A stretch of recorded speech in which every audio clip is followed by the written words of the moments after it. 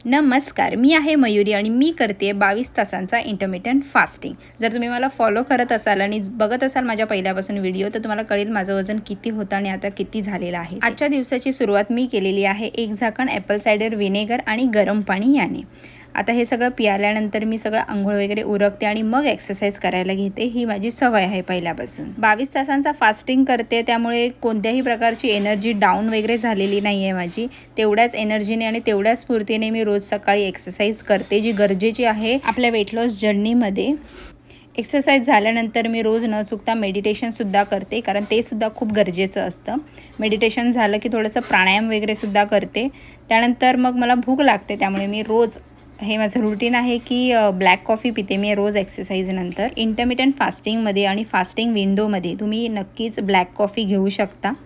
Black coffee पिऊन झाल्यानंतर माझी एंट्री मग किचनमध्ये, सगळं काही जेवण वगैरे करायचं। इंटरमिटंट फास्टिंगमध्ये तुम्ही जेव्हा फास्ट ब्रेक करता तर त्याच्यामध्ये तुम्ही प्रोटीन आणि फायबर हे जास्त प्रमाणात घेतले पाहिजे। त्यामुळे आज मी हे अंड्याचं स्टफ फ्रँकीसारखं बनवलेलं आहे। त्यामध्ये अंडी आहे, थोडी भाजी वगैरे सुद्धा आहे आणि मसाला वगैरे लावलेले आहे आणि ज्वारीची भाकरी आहे ही। त्यानंतर बॉईल एगसुद्धा 2 घेतलेले आहेत, काकडी घेतली आहे आणि ब्रेकफास्ट करण्यासाठी म्हणजे फास्टिंग आहे तो ब्रेक करण्यासाठी मखाने घेतलेले आहेत। हा असा माझा आजचा टिफिनचा लंच आहे।